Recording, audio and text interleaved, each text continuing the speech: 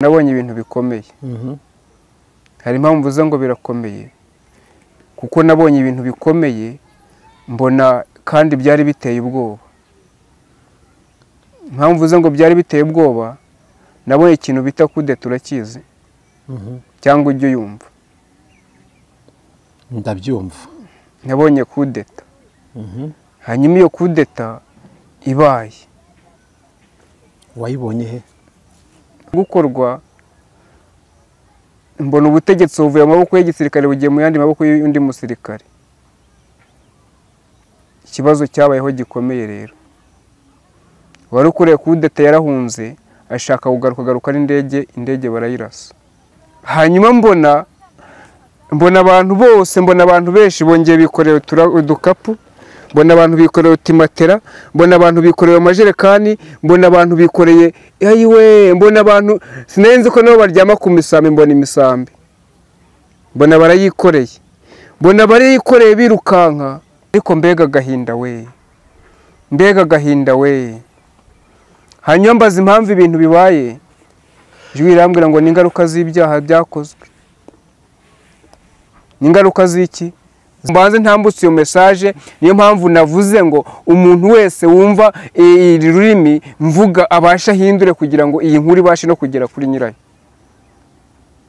Kuko uyu munsi yakwisubiraho ibyo biteka ni umunyembabazi. Uwiteka ni umunyampuhwe. Uwiteka ni Imana igira imbabazi zihora witeka. Niyo umva uko Uwiteka avugana nawe.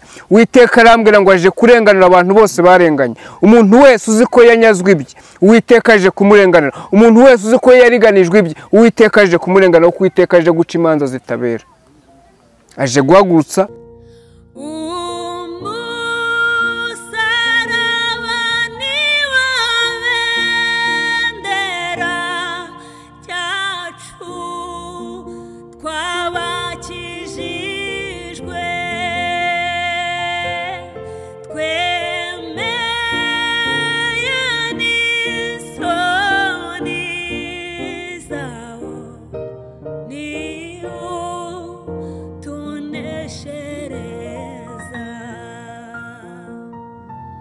Reka ngusuze kandi kwifurize amahoro y'Imana, nkwifurize umugisha w'Imana wowe udahema gukurikira ibiganiro byacu byose. Umugisha w'Imana n'ubari nawe rero kandi ineza y'Imana ikomeretse n'abanyi bose. Mu bice bitandukanye mugiye muherereyemo mu ntara zitandukanye hafi na kure, mwese turabasuje kandi tubahaye ikaze mu kiganiro kivuga ubutumwa cyacu cy'uyu munsi. Tugize umugisha duhuye na wa muhanuzi uhanurira ibihugu, Imana itumye kubwira ibihugu, Imana itumye guhanurira abanyepolitiki. N'umunyepolitike rero kandi akaba n'umuhanuzi, ariko byose ntago nzi ukuntu abifata. Icyo nzi cyo nuko Imana imutumye ku bihugu byose ijye muzengutse. Mushize tubwiye yuko abayicaye hano Imana ikamutembeza ikamujyana muri Amerika akamenya ibyaho, ibyo bishobora bake. Ni impano Imana yamuhaye nyine. Niyo tugiye kugana muri kano kanya rero, reka mbase kugira ngo muhaye natwe dutangire kandi tugeze ku musozo. Ibyo byose turi buze guhabwa umugisha wumvishe ubutumwa bwiza bwa Yesu Kristo. Igihugu cyose urimo rero tera agatebe twumve umuhanuzi yaje. Muhanuzi François, uvuze ijambo numva ndababaye. Njye ntabwo ndi umunyepolitiki. Ariko nawe ushobora kutareka abantu bakwitaho. Njye ntabwo ndi umunyepolitike, nawe bazi ikinira simpazi, sinshaka no kuhamenya. Uribuka ijambo Yesu abigishwa babaje Yesu? Ntibamubajije ngo iki? Baramubwiye ni cyagenda mbari cyagiye bagiye bagakora ibitangaza kagenda neza. Yarabaje ngo se ngo abantu bavuga ko ndindi. Ni Yesu yabaje ngo bavuga ko ndindi. Bamwe batureriya, abandi turi hano mu batiza, bavuga ibintu byinshi cyane. Hanyuma Petero amubwira ngo none se mwebweho mubona mu nyitande. Urumva hanze ariko bamwitaga, nawe hari uko bakwita. Uretse wowe unyita umunyepolitiki. Nta wundi.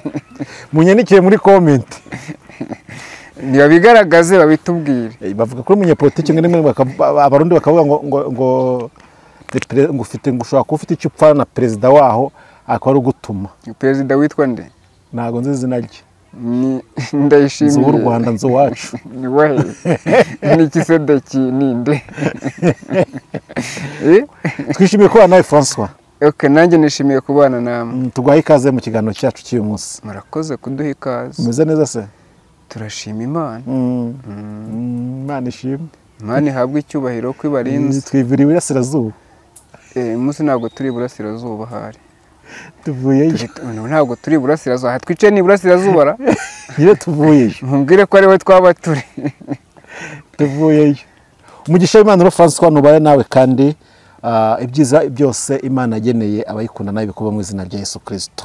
Reka tugusabe rero usuza duteze amatwi muri kano kanya. Ndahera kuri wowe Nepo ndagushuhuje. Amena. Amen. Reka nsuhuze n'ibyizerwa TV namubonye hano nawe namushuhuje mu izina rya Yesu. Banasimbukire bakore subscribe. Banasimbuke bakande subscribe. Hanyuma rati bamutera bamuzamure nawe n'umukozi w'Imana. Tumwita ni n'umushumba ariko buriya akaba n'umuhanuzi. Akaba n'umuhanuzi. Bajye babimenya. Hanyuma rero mwebwe mwese ndabashuhuje. N'uriya mugabo ndeba hariya bamwita Didier nawe ndamushuhuje. Prophète Didier nawe ndagushuhuje mu izina rya Yesu. N'abantu bajye bawukurikira kuri TikTok. Yari so Prophète Didier. Imana ibaho umugisha rata. Mwebwe twari turi kumwe. Reka nsuhuze bari abantu badukurikiye aho muri hirya no hino mu gihugu cyacu. Imana ibaho umugisha. Abanyarwanda mwese Imana ibaho umugisha. Yego. Tujya tugishamo tugaseka abantu bagiye ikibazo. Rega guseka byongera iminsi yo kuba mujye mubimenya rwose. Nawe ni kubyizera usenga. Nawe usenga ni kubyizera. Icyo nzi ko iyo useka ntabwo hari ikiyongera umubiri wawe. Guhora uhekenya amenyo ntabwo ari byiza. Tugomba kunyuzamo tugaseka tugaragariza n'abantu ko tunezerewe. Sibyo musho? Nibyo. Nta mpamvu yo guhora turira, nta mpamvu yo guhora tuganya oya. Yesu yarishyuye. Hanyuma reka simbuke nsuhuza abantu bose batuye mu ibice makarere k'ibiyaga bigari mwese ndabashuje kandi ndabahobeye abandi ndabagumbiriye abanyumva mwese mugire umugisha w'Imana. Amen. Gadusoza Afrika yose tubwire abantu bo muri Sudani ngo mwihangane nyine ariko iry'Imana yavuze iraririnda kandi karinda niwe yarivuzeho. Ariko ngo iryamukuru riratinda ntirihera niko abanyarwanda bavuga. Yego. Reka dusimbuke dusuhuze abatuye isi mwese tutavuga uteye ku mugabane uwo ari wo wose turabashuhuje aho waba uri hose wowe udukurikiye we wumva ururimi rw'ikinyarwanda we wumva ururimi rw'ikirundi mbese wowe tuvuga kimwe wese ni waba uri umuzungu ukaba wumva ururimi mwese ndabashuhuje ariko no hari akandi kantu ngira ngo mbasabe tugiye gutangira unyemerere iki kiganiro gitangire kandi umuntu wese wumva ururimi mvuga agerageze muhaye uburenganzira agihindure mu rurimi abantu bumva uburenganzira ndabutanze. Yego. Murakoze. Imana igumugisha cyane ku bantu usuhukije kandi ni byiza yuko abantu bagendana kandi bakagendana baziranye.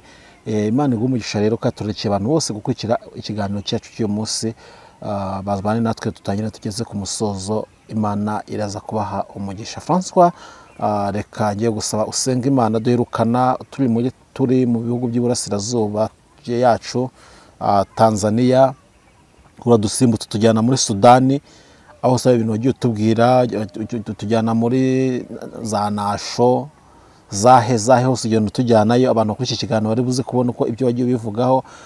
Twongeye turakubonye rero nimba ugiye kuvugana no Mozambique cyangwa se Congo cyangwa se Amerika ntago mbizi ikibazo cyo nuko Imana igutumye. Reka tugusaba usenga Imana utugeze by'Imana gutumye ni karibu. Urakoze kunyemera ko usenga Imana. Turagushimye Imana uri mwiza kandi ubera hose icyarimwe uri Imana yo kwiringirwa kandi uri Imana yo kwizerwa.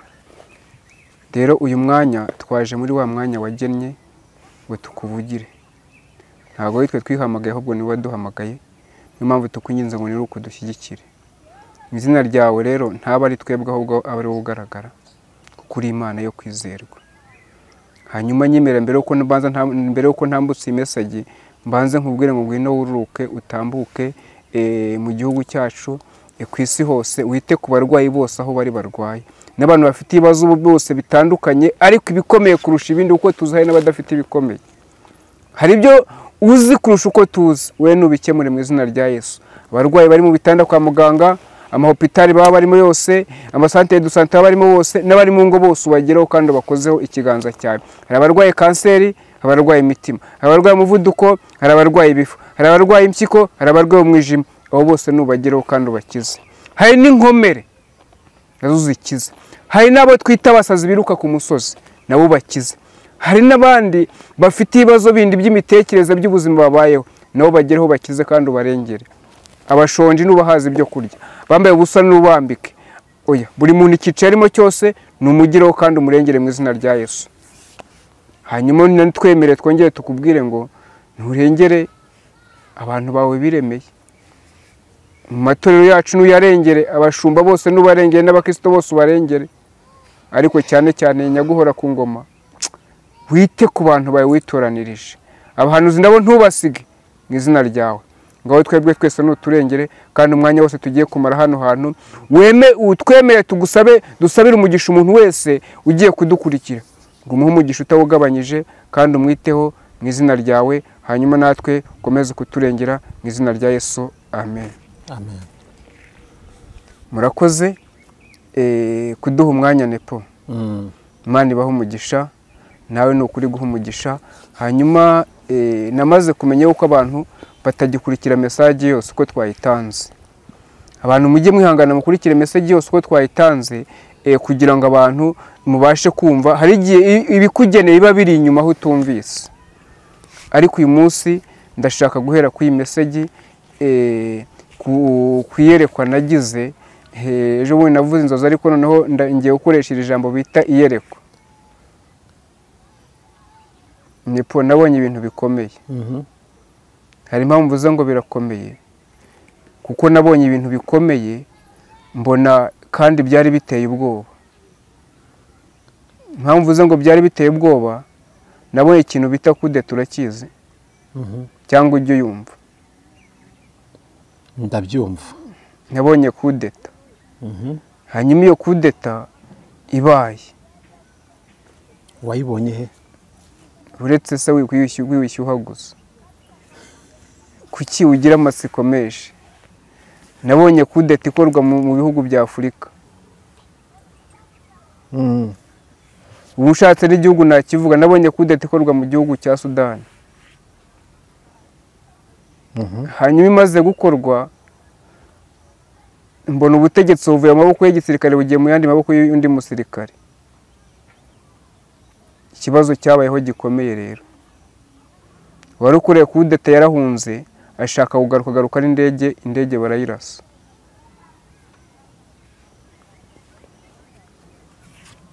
Indege barayirasa. Indege birasharye, buri abarimo bararokoka. Ntago ndarasirwamo. Ntago yarasirwamo.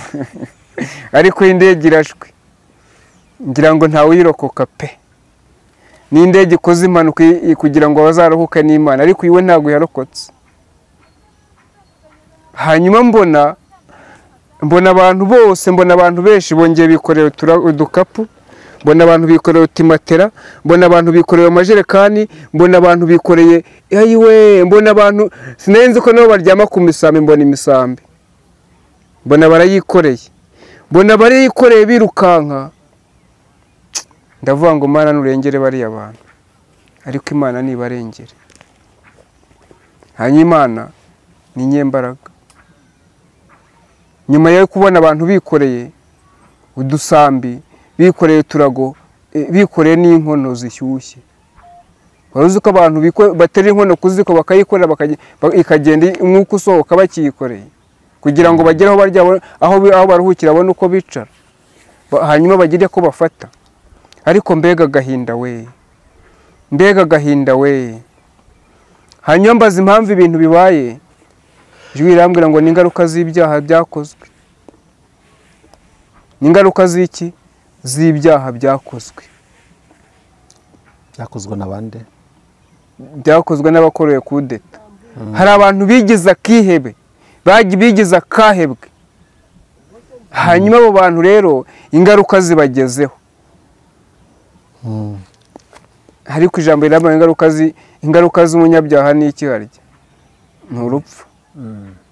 Ariko se kuki abantu bashaka gupfira mu byaha? Bagarukiye aho ngaho. Kuki abantu bashaka gupfira mu byaha? Bagarukiye aho ngaho. Hanyuma rero nagira ngo mbanze ntambutse iyo message. Niyo mpamvu navuze ngo umuntu wese wumva iri rurimi mvuga abasha hindure kugira ngo iyi nkuru ibashe no kugera kuri nyirayo, kuko uyu munsi yakwisubiraho ibyo Imana ikayimugirira imbabazi. Twibuke umugabo witwa Hezekiya ngo umuhanuzi Yesaya ngo amutumwaho ngo atumwe n'Uwiteka ngo genda ubwe Hezekiya kuko iminsi ngo igihe cye cyo gutanga kirageze. Ariko Hezekiya ngo akimara kumva iyo nkuru ngo yerekere ivure.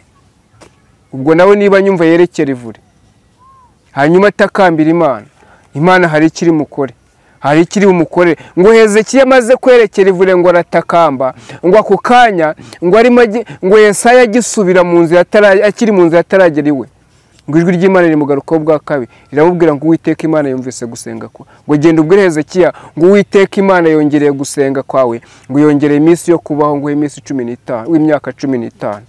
Nawe uyu munsi rero nawe niba nyumva yatakambira Uwiteka, niba nyumva yatakambira Uwiteka,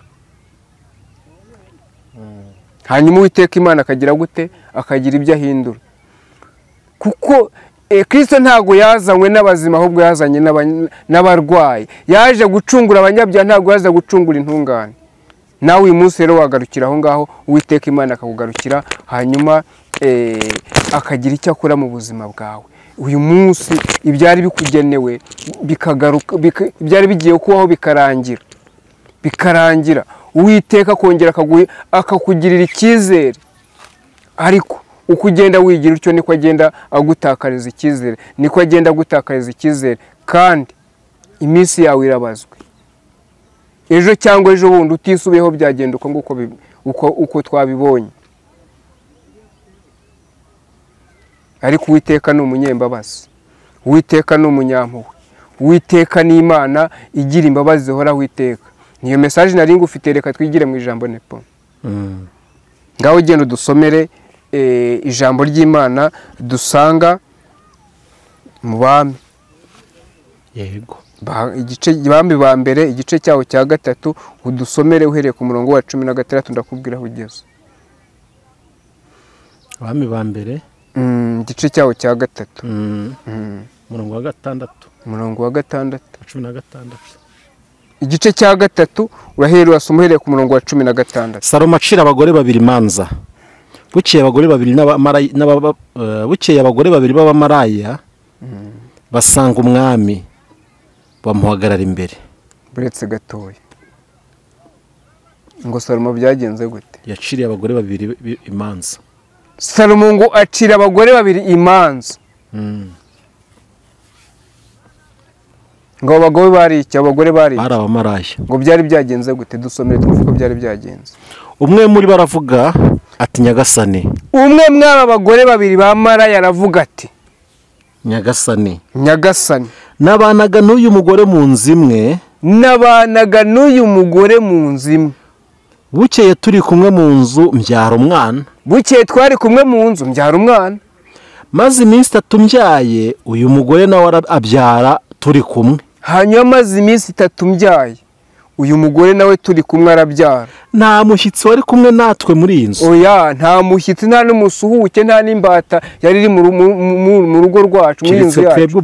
Keretse twebwe ubwacu. Ariko nijoro umwana w'uyu mugore arapfa. Azize ko yamuryamiye. Icyo gicuku arabyuka ankura umwana mu gituza.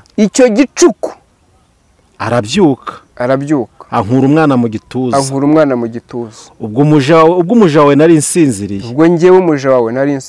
Amuryamisha mu gituza cye. Hanyuma amuryamisha mu gituza cye. Wa wundi wapfuye amuryamisha mu gituza cyanjye. Hanyuma wa wundi wapfuye amuryamisha mu gituza cyanjye. Mbyutse mu museke konsa umwana.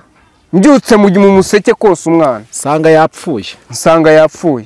Ariko mu gitondo mwitegereje mbona ko atari umwana wanjye nibyariye. Ariko mu gitondo mwitegereje ngewe, abantu bazi kureba we, ngo asanga ntabwo ari umwana we yibyariye. Undi mugore aravuga ati oya ntabwo ari uko byagiye. Umuzima n'uwanjye. Oya umuzima n'uwanjye. Wapfuye n'uwawe. uwa mbere ati oya uwapfuye n'uwawe umuzima n'uwanjye. uwapfuye n'uwawe umuzima n'uwanjye. babivugira bati imbere y'umwami. nuko umwami aravuga ati yemwe. haraseka aratembagara, ariko buriya Salomo yaratse aratembagara. umwe agira ati umuzima n'uwanjye, uwapfuye n'uwawe. n'undi akagira ati oya ahubwo uwapfuye n'uwawe umuzima n'uwanjye. umwami ati nimunzanire inkota, barayimuzanira. yego dukomeze. komeza, ndashaka abantu bumvire ku kantu kasigaye inyuma. maze umwami arategeka ati uwo mwana muzima nimumucemo kabiri. uwo mwana muzima nimumucemo kabiri. igice kimwe mu gihe umwe, ikindi mu gihe undi. igice kimwe mu gihe umwe, ikindi mu gihe undi. nuko umugore nyina w'umwana muzima wari umufitiye imbabazi. nuko umugore muzima, umugore nyina w'umwana muzima wari umufitiye imbabazi. abwira umwami ati nyagasani, umuzima w'umwihere wimwica. uwo muzima w'umwihere wimwica. nubwo bimeze wimwica, nubwo bimeze bite, nubwo bimeze uko nguko wimwica. ariko undi aravuga ati ariko umvundo uko yavuze, ahubwo umucemo kabiri mubure nawe amubure. umwami ahera ko arategeka ati uwo mwana muzima ntimumwice na hato.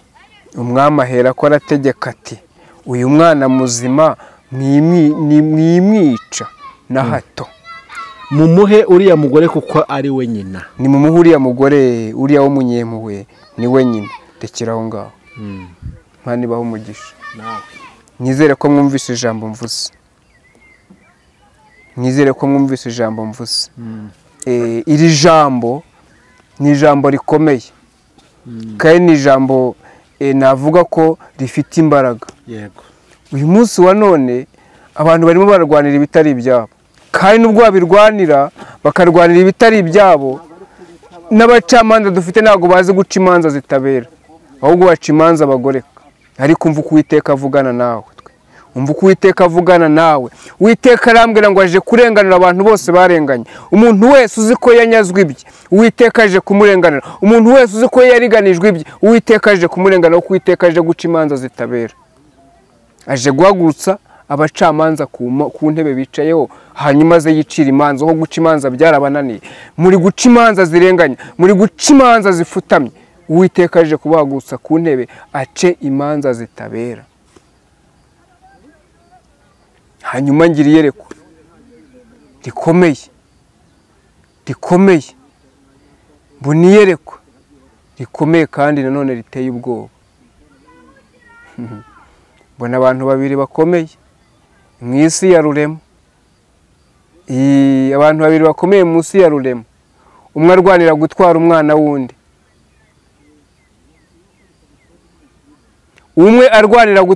umwana w'undi. ubwo umwanya mvuze ni umwanya w'undi. umwe ashaka kuba uwa mbere, n'undi ati nanjye ndashaka kuba uwa mbere. ariko Uwiteka arambwira ngo aje kubisobanura. yewe wowe ukomeye, wowe ukomeye. ushobora kuba ukomeye uri i Burundi, ushobora kuba uri ukomeye uri Tanzania, ushobora kuba uri ukomeye uri muri Kenya no muri Sudani. yewe wowe ukomeye uri muri Amerika, wowe ukomeye uri muri Aziya, aho waba uri hose wowe ukomeye. Uwiteka arambwira ngo aje kubisobanura. Uwiteka arambwira ngo mwipfe ubusa, kuko aje kwigaragaza, kuko aje kwerekana uko aje kwerekana uri imbere uwo ari we. ngo mwimaranire ubusa kandi mwirwanire ubusa. kuko Uwiteka ni uje kwerekana uri imbere uwo ari we, uwa mbere uwo ari we. kandi ijambo rirambwira ngo uwari uwa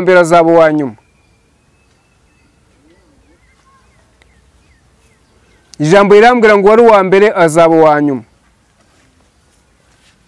bantu muri kumaranira abana b'abandi, mani muri gutwara abana b'abandi, bantu muri gutwara guharanira iby'abandi, kurwanira iby'abandi, muhumure. oya si ibyanyu, mureke ibyanyu biraje, mwirwanira iby'abandi. ariko ibyo byose nugumya kubirwanira ntabyo urabona, kuko Uwiteka niwe urobanura. Uwiteka niwe ufite uko abigenza bikemera. ariko arambwira ngo araje, aje kugaragaza uwa mbere uwo ari we, aje no kugaragaza uwa nyuma uwo ari we. Aje kurenganura abarengana. Abantu bararenganiye, barenganira mu isi ya Nyagasani. Nyagasani abireba araceceka, ariko arambwira ngo araje. Rero ijambo ritwereka ko aje. Dusomere Yesaya 40. Mitinenagana no ku musozo rwose. Yesaya 40 umurongo nkera kuri 31 nushaka kunasoma wonyine. Yesaya 40 umurongo wa 31. Reka dusome mu izina rya Yesu Kristo. Ariko abategereza Uwiteka, ngo ariko abantu bose bategereza Uwiteka bazasubizwamo intege nshya. Abo bazasubizwamo intege nshya, bazatumbagira mu kirere bagurukisha amababa nk'ibisiga. Bazatumbagira mu kirere bagurukisha amababa nk'ibisiga. Baziruka be kunanirwa. Baziruka be kunanirwa. Bazagenda be gucogora. Bazagenda be gucogora. Haleluya. Ngo ariko n'abantu bagize gute? Bategereje Uwiteka. N'abantu bategereje Uwiteka, ntabwo ari abantu bategereje amafarashi, ntabwo ari abantu bategereje ibitwaro bya kirimbuzi, ntabwo ari abantu bariho barabanira gutwara iby'abandi, ntabwo ari abantu basiganirwa kuba ba mbere kandi uwo mwanya atari uwabo. Ni abantu bategereje Uwiteka. Abo ngabo ni Uwiteka aje kurengera, abo ngabo Uwiteka ni waje gutabara, abo ngabo Uwiteka ni waje kuvugira, abo ngabo Uwiteka ni waje kugira gute kwicaza mu mwanya wa mbere. Nabategereje Uwiteka. Ntabwo ari abantu ntabwo ari abantu badategereje Uwiteka, kuko niba hari abategereje Uwiteka n'abatamutegereje barahari. Barahari. Ariko umwami Imana, ijambo rirambwira ko umwami Imana azantabara, ngo niyo mpamvu ntamwara. Yewe kuko ni uko umwami Imana azantabara niyo mpamvu ntamwara. Ariko yewe muntu utegereje Uwiteka, yewe muntu utegereje Uwiteka, umva Uwiteka araje. Uwiteka aje mu gitondo, Uwiteka aje saa 6, Uwiteka aje saa 9, Uwiteka aje saa 1 z'umugoroba, aje mu gicuku, aje mu rukerera. Ese utegereje Uwiteka?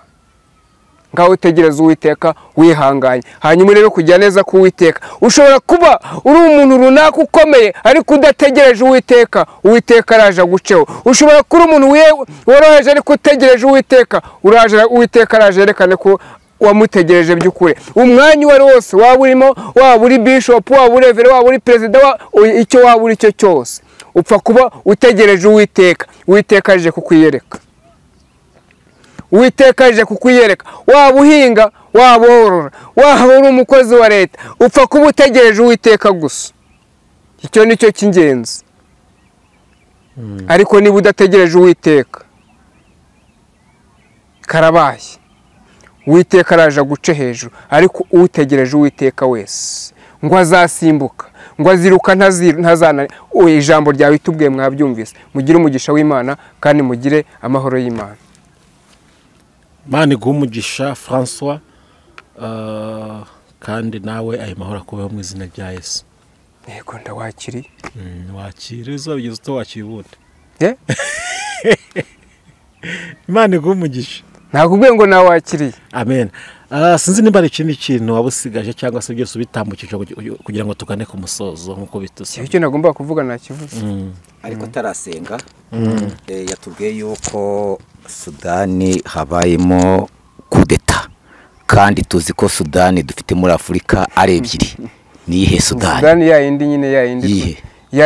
Barayizi nayo irimo ikibazo, barayizi. Yihe nyine? Nta mpamvu yo kwirwa njya kuvuga ngo ni Sudani irimo intambara. Barayizi. Ubwo se si ukubera yuko ugenda ukurikirana amakuru y'ibiberayo ukaba ariho yenda ubuhanuzi bwashingiye? Ntabwo ari ngombwa kwirwa ngo ngo ni bo barayo iriyiza ubwayo. Na nyiri ukwerwa ibyo ngibyo. Si rimwe iryo jwi rimugezeho. Si kabiri. Nawe yumva ijwi ry'Imana? Yamusanze mu nzozi. Amakuru nyamuha afatika. Yamusanze he? Niyo mpamvu ntayenze mvuga ngo ni uko Imana yambwiye ko yamusanze mu nzozi. Yanga kumva. Rimwe, kabiri, gatatu. None araziriki? Ibyaha byabaye byinshi. Niyo bakora ibyaha byonyine muri Sudani? Ntabwo ari bakora ibyaha bonyine. Ariko buri muntu agira igihe cye. Kuki ari bo bagujije ishyano? Buri muntu agira igihe cye, ntabwo ari ukuba umuntu agujije ishyano. Igihe cyo kurira nibo kigezeho. Ntabwo igihe cyo kurira kiri kubona avuze. Kivuye kubahehe? Kivuye kubahe? uvuze ko ariwe kigeze abariraga ni abayese ijambo riravuga ngo hari igihe cyo kurira n'igihe cyo guseka hari igihe cyo kwiba n'igihe cyo gusarura rero ubu ntabwo bari mu guseka bageze mu kurira ko muri Sudani abenshi ndumva bakoresha ari abangorofone bakoresha ururimi rw'icyongereza n'ibindi beza gakondo ni n'abayisilamu ntibemera ubuhanuzi iby'ubuhanuzi Imana baremera ariko ntibemera ubuhanuzi upfa kuba bemera Imana gusa ese ufite ikihe cyizere ko ubutumwa buri bumbagereho umva yaba kubwumva ko arabwumva icyo ni kimwe kuko yaba atabwumva ntabwo babwanyuze muri njye kandi ikimenyetso kinyemeza uko abwumva Imana yampaye nuko nawe yamusanze ikabimwereka mu nzozi arabirota rimwe inshuro ya mbere inshuro ya kabiri inshuro ya gatatu abaturage baho babyifatamo bate abaturage baho ese buriya nubwo twavuze ngo bikoreye akaraga uburuzi ngo erega inzovu zibizwaniye habara ibyatsi ariko abaturage ni inzirakarengane Uwiteka Imana rero azi uko agiye kubigenza ni iki cyakorwa Imana irabasaba iki kugira ngo ibe yakwigarura twegeze tubona Imana yendaga kuhana ab'Nineve twabivuze ariko irigarura twabivuze ngo ijambo ngo umuhanuzi Yesaya atumwe kuri Hezekiya ngo Hezekiya aca bugufi ngo yerekere ivure ngo akiri mu nzira agenda ngo ijwi ry'Imana rigaruka kuri Yesaya inshuro ya kabiri ngo subira inyuma ujye kubwira Hezekiya ko numvise kugira gute gutaka kwe ese nk'ubu dukusanyije tike tukagutegera imodoka ngo ujye muri Sudani ujye kubibabwira imbone nkubone witeguye ko bajyayo Imana ari yivuze najyayo ariko itavuze ngo njyeyo ntago narenga nta cyizere wifitiye itabivuze icyizere kirahari itabivuze twe tugenda nuko yavuze none se kubivuze yari yabikubwiye ngo bitangaze byagomba kubitangaza uko nategetswe kubitangaza ese ko tubizi neza yuko batumva ikinyarwanda abaturage bo muri Sudani kuvuga buno tubone nko gutanga umugabo uri gutanga umugabo ariko uzi ngo abantu ntibumva indimi ubu se ko twavuze ko muri Amerika hazashya ntibabyumvise kandi hakanashye byabamariye iki byunguye iki ni ukwinangira kwabo abantu babanze kumva hanyuma bamara kumva bakwanga kumva ibyo bavuze bigasohora ubu se kangahe kenshi Aburahamu yatakiye Isodoma n'Igomora ntibavugaga ururimi rumwe ko banze kumva se ntibavugaga ururimi rumwe nabo ariko reka tukagutegera ukajya muri Sudani ukajya gutanga n'ubutumwa ubwo mubanze mu bisengera Imana itanga uburenganzira uyobora bisengera kwemerera ko nimba yagwa butumwa ngomba kubujyana kugira ngo bagereho Imana ivuze ngo niyo mutayiteranye kavuga ngo haguruka ujye muri Sudani ifite uko yabigenza uko nyifite ikibazo tugiye kubyumva turi abanyarwanda biratumarira iki twebwe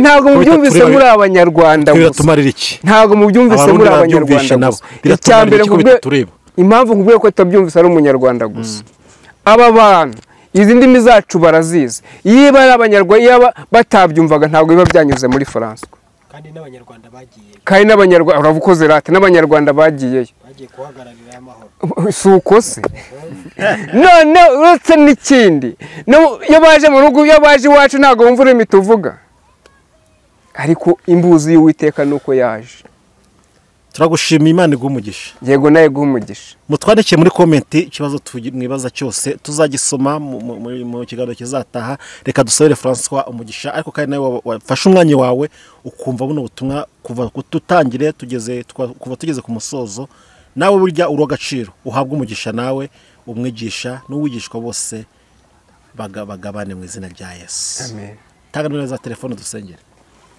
murakoze nomero yanjye ni 078 78 76 238 iyo niyo nimero nkoresha ndayisubiramo ni 078 78 nanone 76 238 hanyuma hari abantu ngo bazandika bikabanana nabo barabimbwiye iyo uri hanze y'u Rwanda ushyiraho akamenyetso ko guteranya ugashyiraho 25 hanyuma ugakurikizaho iyo mibare nkumvuze yego bihita bikunda Imana ibaho umugisha senga reka dusenge uri mwiza kandi ubera hose icyarimwe twari imbere yawe rero tugushimiye ko wabanye natwe ariko twongeye no kukwinginga ngo niwigaragaza nk'Imana witamuro nk'Imana hari ibyo wanyurije muri twebwe ariko icyo dusabye ni amahoro ntabwo dukeneye biracitse dukeneye ko wigaragaza nk'Imana, dukeneye ko witamura nk'Imana, dukeneye ko ubigenza neza, hanyuma